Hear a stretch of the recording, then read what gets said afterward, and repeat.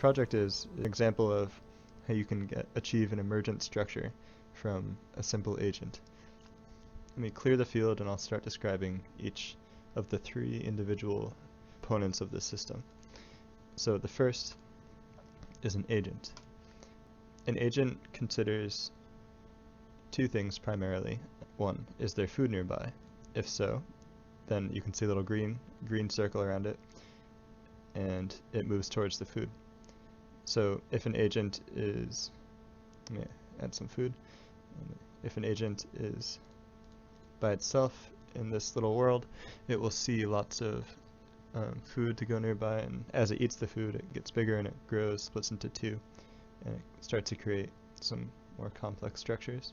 If one agent is within vision range, which in this case is 42 pixels, you can set it up and down here. If it's within vision range of another agent, then a link forms between the two agents, and they create this system. This link can transmit signals like if there's food. So you can see the second one pulsing green because the first one is transmitting that information over. So as there become more agents when they're near the food, they can then move towards the food.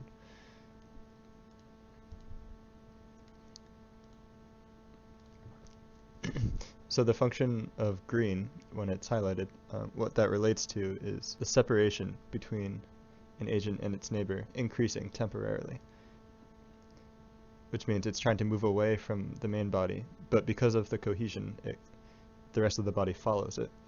So if I create a chain of food, this one in front is pulling the rest, and in the end it eats the food. So there's something else that happened here.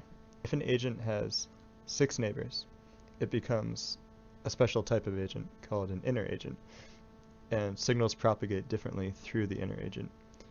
The idea is that the outer ones are slightly more sensitive and are better at transmitting the signals and propagating the signals, and the inner ones kind of decay the signal more. And this is just so that a signal doesn't keep bouncing back and forth. If you have a large structure, then a signal for food will stay relatively on that side of the structure. Okay, so I've talked a little bit about agents, I've talked a little bit about food. So now I'll describe monsters. They are pretty simple. If they see an agent, they go towards it, unless the agent is bigger than the monster, in which case it runs away. Additionally, if the monster is large and it sees another monster, it will try to eat that monster. If a monster exceeds a certain size, then it will split into 2. Okay, so the next topic is fear, and this is denoted by red on the agents.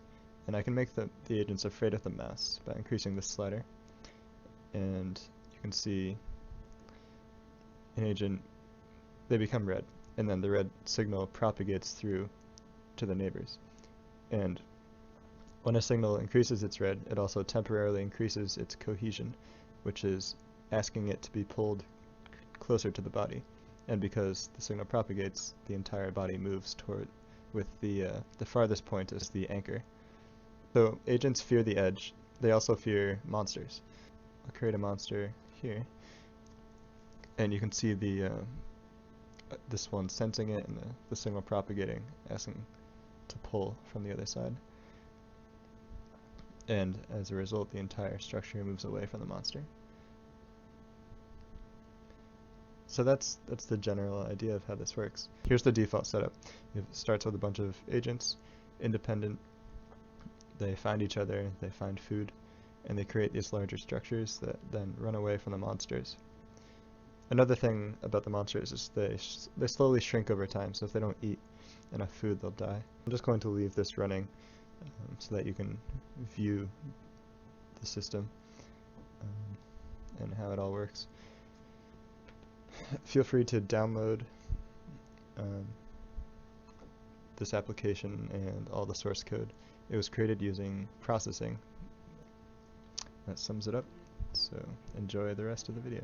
Thank you for watching.